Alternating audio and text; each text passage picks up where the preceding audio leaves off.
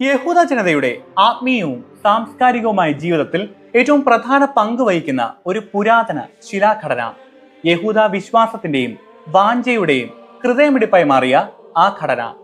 എണ്ണമറ്റ തലമുറകളുടെ പ്രാർത്ഥനാ മന്ത്രങ്ങളും വിലാപങ്ങളും നിറഞ്ഞ ആ പുണ്യസ്ഥലം.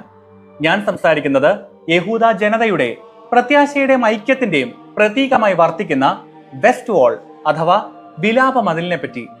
എന്താണ് ഈ വിലാപ മതിൽ? എന്തുകൊണ്ട് വെസ്റ്റ് വാൾ യഹൂദന്മാരുടെ പുണ്യസ്ഥലമായി മാറുന്നു? അതിന്റെ ചരിത്രമെന്ത്? ഈ ചാനലിലെ പുതിയൊരു വീഡിയോയിലേക്ക് സ്വാഗതം. ഞാൻ Justin Thomas and we are Justin conversations.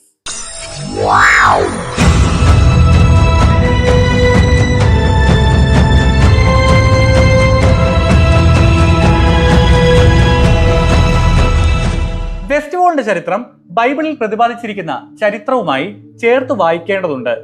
ഈജിപ്തിലെ അടിമത്തത്തിൽ നിന്നും മോചിതരായ ഇസ്രായേൽ മക്കൾ 40 വർഷത്തോളം മരുഭൂമിയിൽ കൂടി യാത്ര ചെയ്ത് തങ്ങളുടെ വാഗ്ദത്ത ഭൂമിയിൽ എത്തിച്ചേരുന്നു. കനാൻ ദേശം എന്നറിയപ്പെടുന്ന ഇസ്രായേൽ. അങ്ങനെ ഇസ്രായേലിയർ ആ നാട്ടിൽ ജീവിച്ചു വരുന്നു. കാലങ്ങൾ കടന്നുപോയി. ഇസ്രായേലിന്റെ ആദ്യത്തെ രാജാവായി ശൗലും, ശൗലിന് ശേഷം ഏകദേശം BC 1000 ആയപ്പോഴേക്കും ഇസ്രായേലിന്റെ രണ്ടാമത്തെ രാജാവായി ദാവീദും അഭിഷേകം ചെയ്യപ്പെടുന്നു. ദാവീദ് രാജാവ് യെബൂസ്യരിൽ നിന്നും മോറിയ പർവ്വതം വാങ്ങുകയും യെരുശലേമിനെ തന്റെ രാജ്യത്തിന്റെ തലസ്ഥാനമായി പ്രഖ്യാപിക്കുകയും ചെയ്യുന്നു. പിന്നീട് ദാവീദിന്റെ മകൻ ശലോമോൻ രാജാവ് യെരുശലേമിൽ ആദ്യത്തെ ദേവാലയം പണിയുന്നു. അത് വിശുദ്ധ പെട്ടകത്തിന്റെ ഭവനമായും വർഷത്തിൽ 3 തവണ, അതായത് പെസഹ, പെന്തിക്കോസ്തി, കൂടാരപ്പെരുന്നാൾ എന്നീ ഉത്സവങ്ങളിൽ മുഴുവൻ യഹൂദ ജനതയും ഒത്തുചേരുന്ന സ്ഥലമായും വർത്തിക്കുന്നു. ശലോമോന്റെ മരണശേഷം ഇസ്രായേൽ രണ്ടായി വിഭജിക്കപ്പെടുന്നു. വടക്ക് ഇസ്രായേൽ, തെക്ക് യഹൂദിയ. യെരുശലേം എന്ന പ്രദേശം അങ്ങനെ തെക്ക് യഹൂദിയയിലാകുന്നു. ഇരു രാജ്യങ്ങളും ആക്രമണങ്ങളെ നേരിടുന്നു. BC 722 അസീറിയക്കാർ വടക്കൻ ഇസ്രായേലിനെ ആക്രമിക്കുന്നു. BC 586 ബാബിലോണിയക്കാർ യഹൂദിയ രാജ്യം ആക്രമിക്കുകയും യെരുശലേം കീഴടക്കുകയും ചെയ്യുന്നു. അങ്ങനെ ആദ്യമായി യെരുശലേം ദേവാലയം അന്ന് നശിപ്പിക്കപ്പെടുന്നു. യഹൂദിയയിലെ അതിജീവിച്ച നിവാസികൾ ബാബിലോണിലേക്ക് നാട് കടത്തപ്പെടുന്നു. 70 വർഷമായിരുന്നു ഈ ബാബിലോണിയൻ പ്രവാസം. പിന്നീട് BC 538 പേർഷ്യയിലെ സൈറസ് ദ ഗ്രേറ്റ് ബാബിലോണിയൻ സാമ്രാജ്യം മുഴുവൻ കീഴടക്കുകയും നാടുകടത്തപ്പെട്ട യഹൂദന്മാരെ ബാബിലോണിൽ നിന്ന് അവരുടെ നാട്ടിലേക്ക് മടങ്ങുവാനും യെരുശലേമിലെ ദേവാലയം പുനർനിർമ്മിക്കുവാനും അനുവദിക്കുന്നു. അങ്ങനെ BC 516 യെരുശലേം ദേവാലയം വീണ്ടും നിർമ്മിക്കപ്പെടുന്നു. പിന്നീട് ഗ്രീക്ക് മക്കബീസ് ആക്രമണങ്ങൾക്ക് ശേഷം യഹൂദിയ റോമൻ സാമ്രാജ്യത്തിന്റെ അധീനതയിലാകുന്നു. അങ്ങനെ യെഹൂദിയ ഒരു റോമൻ പ്രവിശ്യയായി മാറുന്നു. 1-ാം നൂറ്റാണ്ടിൽ യഹൂദിയയിലെ റോമൻ നിയുക്ത ഭരണാധികാരിയായിരുന്ന മഹാനായ ഹെരോദാവ് രാജാവ് യെരുശലേം ദേവാലയം വിപുലീകരിക്കുന്നതിനും മനോഹരമാക്കുന്നതിനുമുള്ള ഒരു നവീകരണ പദ്ധതിക്ക് തുടക്കം കുറിച്ചു. ദേവാലയം പൂർണ്ണമായി പുനർനിർമ്മിക്കുന്നതിനും വിപുലമാക്കുന്നതിനും പുറമെ ദേവാലയം നിലനിന്നിരുന്ന പ്ലാറ്റ്ഫോം വലുതാക്കുകയും വലിപ്പം ഇരട്ടിയാക്കുകയും ചെയ്തു. ഇന്നത്തെ വെസ്റ്റ് വാൾ ഈ പ്ലാറ്റ്ഫോമിന്റെ സംരക്ഷണ ചുറ്റുമതിലിന്റെ ഭാഗമാണ്. അങ്ങനെ ഈ നവീകരണ പദ്ധതിയുടെ ഭാഗമായി ഹെരോദാവ് രാജാവാണ് വെസ്റ്റ് വാൾ അഥവാ പടിഞ്ഞാറൻ മതിൽ നിർമ്മിച്ചത്. BC 516 ആരംഭിച്ച രണ്ടാം യെരുശലേം ദേവാലയ കാലഘട്ടം AD 70 വരെ നീണ്ടുനിന്നു. ഈ കാലഘട്ടം യഹൂദ ചരിത്രത്തിലെ ഏറ്റവും പ്രാധാന്യമേറിയ സമയമായിരുന്നു. ഈ കാലഘട്ടത്തിൽ രണ്ടാം യെരുശലേം ദേവാലയം യഹൂദ മതജീവിതത്തിന്റെ കേന്ദ്രമായി മാറുകയും ലോകമെമ്പാടുമുള്ള തീർത്ഥാടകർ ബലിയർപ്പിക്കുവാനും ഉത്സവങ്ങളിൽ പങ്കെടുക്കുവാനും അവിടേക്ക് എത്തുകയും ചെയ്തിരുന്നു. യേശുക്രിസ്തുവിന്റെ ജനനവും ക്രൂശ് മരണവുമെല്ലാം ഈ കാലയളവിലാണ്. ക്രിസ്തുവിന്റെ അനുയായികൾ യഹൂദന്മാരുടെ ഇടയിൽ തന്നെ ഒരു സമൂഹമായി മാറുകയും ക്രിസ്തുമതം ആരംഭിക്കുകയും ചെയ്യുന്നു. യഹൂദ ജനതയും റോമൻ അധികാരികളും തമ്മിലുള്ള സംഘർഷങ്ങൾ കാലക്രമേണ വർദ്ധിക്കുന്നു.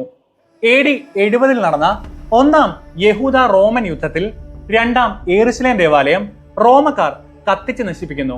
അതിൽ പടിഞ്ഞാറൻ മതിൽ മാത്രം ബാക്കിയായി. തങ്ങളുടെ യെരുശലേം ദേവാലയത്തിന്റെ ബാക്കിയായ ഭാഗം എന്ന നിലയിൽ അങ്ങനെ യഹൂദന്മാർ ഈ പടിഞ്ഞാറൻ മതിലിൽ വന്ന് ദേവാലയം നശിപ്പിക്കപ്പെട്ടതിൽ വിലപിക്കുകയും പ്രാർത്ഥിക്കുകയും ചെയ്യുവാൻ തുടങ്ങി. AD 100 മുതൽ AD 500 വരെയുള്ള ക്രിസ്ത്യൻ ഭരണത്തിന് കീഴിൽ യഹൂദന്മാർ യെരുശലേമിൽ താമസിക്കുന്നത് വിലക്കപ്പെട്ടു.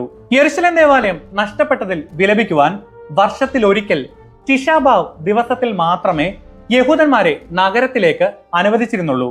AD 630കളിൽ അറേബ്യൻ ഉപദ്വീപിൽ നിന്നും ഇസ്ലാം എന്ന പുതിയ മതം വ്യാപിക്കുവാൻ തുടങ്ങി. AD 638ൽ യെരുശലേം അറബ് ഖലീഫ ഒമറിന്റെ കീഴിലാകുന്നു. മുൻപ് യെരുശലേം ദേവാലയം സ്ഥിതി ചെയ്തിരുന്ന പ്രദേശത്ത് അങ്ങനെ ഒമർ ആദ്യത്തെ മസ്ജിദ് സ്ഥാപിക്കുന്നു. 12ാം നൂറ്റാണ്ടിൽ സലാഹുദ്ദീന്റെ മകനും പിൻഗാമിയുമായ അൽ അഫ്ദാൽ വെസ്റ്റ് വാളിനോട് ചേർന്നുള്ള ഭൂമി ഒരു ചാരിറ്റബിൾ ട്രസ്റ്റായി സ്ഥാപിച്ചു. ഇത് മൊറോക്കൻ കുടിയേറ്റക്കാർക്കായി സമർപ്പിക്കുകയും വെസ്റ്റ് വാളിനോട് ഏറ്റവും അടുത്ത് തന്നെ വീടുകൾ നിർമ്മിക്കുകയും ചെയ്തു. ഇത് മൊറോക്കൻ ക്വാർട്ടർ എന്നറിയപ്പെട്ടു. 16ാം നൂറ്റാണ്ടിന്റെ അവസാനത്തിൽ ഓട്ടോമൻ ഭരണകാലത്ത് സുൽത്താൻ സുലൈമാൻ യഹൂദന്മാർക്ക് വെസ്റ്റ് വാളിൽ ആരാധന നടത്തുവാനുള്ള അവകാശം നൽകി. അങ്ങനെ വെസ്റ്റ് വാൾ യഹൂദന്മാരുടെ പ്രാർത്ഥനയ്ക്കുള്ള ജനപ്രിയ സ്ഥലമായി മാറിയത് ചരിത്രത്തിന്റെ ഈ ഘട്ടത്തിലാണ് എന്ന് വിശ്വസിക്കപ്പെടുന്നു. എന്നാൽ സന്ദർശകരുടെ ബഹളം സമീപത്തെ വീടുകളിൽ താമസിക്കുന്നവരെ അസ്വസ്ഥരാക്കിക്കൊണ്ടേയിരുന്നു. പല പിരിമുറുക്കങ്ങളും ഉടലെടുത്തു. അതിനാൽ തന്നെ വെസ്റ്റ് വാളിന് സമീപം ഭൂമി ഏറ്റെടുക്കുവാൻ യഹൂദന്മാർ തീരുമാനിക്കുന്നു. പല യഹൂദന്മാരും യഹൂദ സംഘടനകളും വെസ്റ്റ് വാളിന് സമീപം വീടും സ്ഥലവും വാങ്ങുവാൻ ശ്രമിച്ചു. എന്നാൽ മതിയായ ഫണ്ടിന്റെ അഭാവവും മറ്റു പ്രശ്നങ്ങളും കാരണം ആ ശ്രമങ്ങൾ വിജയിച്ചില്ല. എന്നാൽ 1869ൽ യെരുശലേമിൽ സ്ഥിരതാമസമാക്കിയ റബി ഹില്ലൽ മോഷെ ഗെൽസ്റ്റൈൻ വെസ്റ്റ് വാളിന് സമീപം ഭൂമി സ്വന്തമാക്കുകയും അവ സിനഗോഗുകളായി മാറ്റുകയും ചെയ്തു. വെസ്റ്റ് വാളിന് സമീപം പഠനത്തിനായി ബെഞ്ചുകളും മേശകളും കൊണ്ടുവരുന്ന ഒരു രീതി അദ്ദേഹം ആരംഭിച്ചു. എന്നാൽ 1800കളുടെ അവസാനത്തിൽ വെസ്റ്റ് വാളിൽ മെഴുകുതിരികൾ കത്തിക്കുന്നതിനോ ബെഞ്ചുകൾ സ്ഥാപിക്കുന്നതിനോ യഹൂദന്മാരെ വിലക്കിക്കൊണ്ട് ഒരു ഔപചാരിക ഉത്തരവുണ്ടായി. എന്നാൽ ഈ ഉത്തരവ് പിന്നീട് 1915ൽ റദ്ദാക്കപ്പെട്ടു. 1917ൽ ബ്രിട്ടീഷുകാർ തുർക്കികളിൽ നിന്ന് യെരുശലേം പിടിച്ചെടുക്കുന്നു. അങ്ങനെ വെസ്റ്റ് വാളിന് സമീപമുള്ള പ്രദേശങ്ങൾ യഹൂദന്മാരുടെ കൈകളിലേക്ക് എത്തുമെന്നൊരു പ്രതീക്ഷ ഉടലെടുത്തു.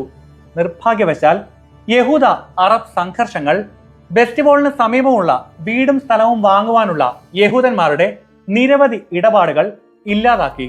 കൂട്ടമായി പ്രാർത്ഥിക്കുമ്പോൾ സ്ത്രീകൾക്കും പുരുഷന്മാർക്കും വേറിട്ട് നിൽക്കുവാനായി സ്ഥലം വേർതിരിക്കുന്ന ഡിവൈഡറുകളെ മെഗിൽസ എന്നാണ് വിളിക്കുന്നത്. 1920കളിൽ വെസ്റ്റ് വാളിന് മുന്നിൽ മെഗിൽസകൾ സ്ഥാപിക്കുന്നതുമായി ബന്ധപ്പെട്ട് പ്രശ്നങ്ങൾ രൂപപ്പെട്ടു. ഒരു ബ്രിട്ടീഷ് ഉദ്യോഗസ്ഥനെ വെസ്റ്റ് വാളിന് മുന്നിൽ സ്ഥിരമായി നിയമിക്കുന്നതിൽ വരെ എത്തി കാര്യങ്ങൾ. വെസ്റ്റ് വാളിന്റെ ഉടമസ്ഥത സ്വന്തമാക്കിയ യഹൂദന്മാർ ടെമ്പിൾ മൗണ്ടും അതിലെ അലക്സ പള്ളിയും കൈവശമാക്കുമോ എന്ന ആശങ്കകൾ അറബുകളുടെ ഇടയിൽ പടരുവാൻ തുടങ്ങിയതും ഈ കാലത്താണ്. 1929ൽ വെസ്റ്റ് വാളിൽ പ്രാർത്ഥിക്കുന്ന യഹൂദന്മാർക്ക് നേരെ ആക്രമണങ്ങളും മറ്റും നിരന്തരമായി നടക്കുന്നതിനെ തുടർന്ന് ഇസ്രായേലിലുടനീളം യഹൂദന്മാർ പ്രതിഷേധം നടത്തി. തുടർന്ന് ഒരു കൂട്ടം അറബുകൾ വെസ്റ്റ് വാളിന്റെ വിള്ളലുകളിൽ സ്ഥാപിച്ചിരുന്ന യഹൂദന്മാരുടെ പ്രാർത്ഥനാ പുസ്തകങ്ങളും കുറിപ്പുകളും നശിപ്പിച്ചു. അങ്ങനെ കലാപം വ്യാപിക്കുകയും കുറച്ച് ദിവസങ്ങൾക്ക് ശേഷം ദാരുണമായ ഹെബ്രോൺ കൂട്ടക്കൊല നടക്കുകയും ചെയ്തു. തുടർന്ന് ലീഗ് ഓഫ് നേഷൻസ് അംഗീകരിച്ച ബ്രിട്ടീഷ് കമ്മീഷൻ വെസ്റ്റ് വാളുമായി ബന്ധപ്പെട്ട് യഹൂദന്മാരുടെയും മുസ്ലിങ്ങളുടെയും അവകാശങ്ങളും അവകാശവാദങ്ങളും മനസ്സിലാക്കുവാൻ വേണ്ട നടപടികൾ ഏറ്റെടുത്തു. 1930ൽ ഷൗ കമ്മീഷൻ വെസ്റ്റ് വാളും അതിനോട് ചേർന്നുള്ള പ്രദേശവും മുസ്ലിം വഖഫിന്റെ മാത്രം ഉടമസ്ഥതയിൽ ഉള്ളതാണ് എന്ന് തീരുമാനത്തിലെത്തി. എങ്കിലും യഹൂദന്മാർക്ക് എല്ലാ സമയത്തും പ്രാർത്ഥനയ്ക്കായി വെസ്റ്റ് വാളിലേക്ക് നിബന്ധനകളോടെയുള്ള സൗജന്യ പ്രവേശനവും അനുവദിച്ചു. എന്നാൽ 1948ലെ അറബ് ഇസ്രായേൽ യുദ്ധസമയത്ത് വെസ്റ്റ് വാൾ ഉൾപ്പെടുന്ന യെരുശലേം നഗരം ജോർദൻ പിടിച്ചെടുത്തു. യഹൂദന്മാർ ഈ പ്രദേശത്തേക്ക് പ്രവേശിക്കുന്നത് വിലക്കുകയും ചെയ്തു. എന്നാൽ 1967 ജൂണിൽ വെറും 6 ദിവസം മാത്രം നീണ്ടുനിന്ന ലോകമെന്നും അത്ഭുതത്തോടെ നോക്കിക്കാണുന്ന 6 ഡേ വാറിൽ സ്ഥിതിഗതികൾ നാടകീയമായി മാറ്റിയെഴുതപ്പെട്ടു. യുദ്ധത്തിൽ അറബ് രാജ്യങ്ങൾക്ക് മേൽ ഇസ്രായേൽ എന്ന ചെറിയ രാജ്യം വിജയക്കൊടി പാറിച്ചു. ഇസ്രായേലി പാരാട്രൂപ്പർമാർ യെരുശലേം നഗരം തിരിച്ചുപിടിച്ചു.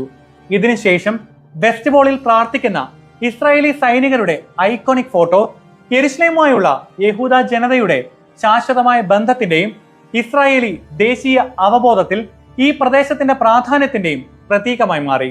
നൂറ്റാണ്ടുകളായി യഹൂദന്മാർ യെരുശലേം ദേവാലയത്തിന്റെ നാശത്തെക്കുറിച്ച് വിലപിക്കുവാനും അതിന്റെ പുനരുദ്ധാരണത്തിനായി പ്രാർത്ഥിക്കുവാനും വെസ്റ്റ് വാളിൽ ഒത്തുകൂടി. അങ്ങനെ വെസ്റ്റ് വാൾ വിലാപമതിൽ അഥവാ വെയിലിംഗ് വാൾ എന്നും അറിയപ്പെടുന്നു. വെസ്റ്റ് വാളുമായി ബന്ധപ്പെട്ട ഏറ്റവും പ്രശസ്തമായ പാരമ്പര്യങ്ങളിൽ ഒന്നാണ് മതിലിന്റെ വിള്ളലുകളിൽ ട്വിറ്റലാച്ച് എന്നറിയപ്പെടുന്ന പ്രാർത്ഥനാ കുറിപ്പുകൾ ഉപേക്ഷിക്കുന്ന രീതി. എല്ലാ പ്രായത്തിലും പശ്ചാത്തലത്തിലുമുള്ള ആളുകൾ എഴുതിയിരിക്കുന്ന ഹൃദയസ്പർശിയായ ഈ കുറിപ്പുകളിൽ വ്യക്തിപരമായ പ്രാർത്ഥനകളും നന്ദി പ്രകടനങ്ങളും ആശംസകളും അടങ്ങിയിരിക്കുന്നു. ഓരോ വർഷവും 1 ദശലക്ഷത്തിലധികം പ്രാർത്ഥനകളാണ് വെസ്റ്റ് വാളിൽ സ്ഥാപിക്കപ്പെടുന്നത്. വർഷത്തിൽ 2 തവണ ഈ കുറിപ്പുകൾ മതിലിൽ നിന്ന് നീക്കം ചെയ്യുകയും യെരുശലേമിലെ മൗണ്ട് ഓഫ് ഒലിവ് സെമിത്തേരിയിൽ കുഴിച്ചുമൂടുകയും ചെയ്യുന്നു. ലോകത്തെവിടെയായിരുന്നാലും യഹൂദന്മാർ ദിവസത്തിൽ 3 പ്രാവശ്യം യെരുശലേമിലേക്കുള്ള തിരിച്ചുവരവിനും ദേവാലയത്തിന്റെ പുനർനിർമ്മാണത്തിനു വേണ്ടി യെരുശലേമിന് അഭിമുഖമായി നിന്ന് പ്രാർത്ഥിക്കുന്നു. യെരുശലേം ദേവാലയത്തിന്റെ നാശത്തെ അനുസ്മരിക്കുന്ന വാർഷിക ഉപവാസ ദിനമാണ് ടിഷബാവ് എന്നറിയപ്പെടുന്നത്. ദേവാലയത്തിന്റെ നാശത്തെ ഓർത്ത് വിലപിക്കുവാനും വെസ്റ്റ് വാളിൽ പ്രാർത്ഥിക്കുവാനുമായി ആയിരക്കണക്കിന് യഹൂദന്മാർ അന്നേ ദിവസം അവിടെ ഒത്തുകൂടുന്നു. എല്ലാ യഹൂദ വിവാഹത്തിലും വരൻ യെരുശലേമിന്റെ നാശത്തെ അനുസ്മരിച്ചുകൊണ്ട് ഒരു ഗ്ലാസ് പൊട്ടിച്ച്, യെരുശലേമേ, ഞാൻ നിന്നെ മറക്കുന്നുവെങ്കിൽ എന്റെ വലങ്കൈ മറന്നു പോകട്ടെ. ഞാൻ നിന്നെ ഓർക്കാതെ പോയാൽ, യെരുശലേമിനെ എന്റെ മുഖ്യ സന്തോഷത്തെക്കാൾ വിലമതിക്കാതെ പോയാൽ എന്റെ നാവ് അണ്ണാക്കിനോട് പറ്റിപ്പോകട്ടെ എന്ന വിശുദ്ധ വേദപുസ്തകത്തിലെ ഒരു വാക്യം ചൊല്ലുന്നു. നൂറ്റാണ്ടുകളായി പ്രവാസത്തിലൂടെയും പീഡനങ്ങളിലൂടെയും പ്രതികൂല സാഹചര്യങ്ങളിലൂടെയും കടന്നു പോകുന്ന യഹൂദ ജനതയുടെ ശാശ്വതമായ വിശ്വാസത്തിന്റെയും സഹിഷ്ണുതയുടെയും തെളിവാണ് വെസ്റ്റ് വാൾ. ഭൂതകാലത്തിന്റെ ഒരു അവശിഷ്ടം എന്നതിലുപരി വെസ്റ്റ് വാൾ കാലത്തിന്റെ വേലിയേറ്റങ്ങൾക്കെതിരെ ഉറച്ചു നിൽക്കുന്ന ഒരു ജനതയുടെ സ്ഥായിയായ ചൈതന്യത്തിന്റെ തെളിവാണ്. യഹൂദ ജനതയ്ക്ക് സമാനതകളില്ലാത്ത ആത്മീയവും മതപരവും സാംസ്കാരികവും ചരിത്രപരവുമായ പ്രാധാന്യമുള്ള പടിഞ്ഞാറൻ മതിലിന്റെ കഥ ഇവിടെ അവസാനിക്കുന്നു. പക്ഷെ കോൺവെർസേഷൻസ് അത് തുടർന്നുകൊണ്ടേയിരിക്കും. We were just in conversations. Goodbye. Wow.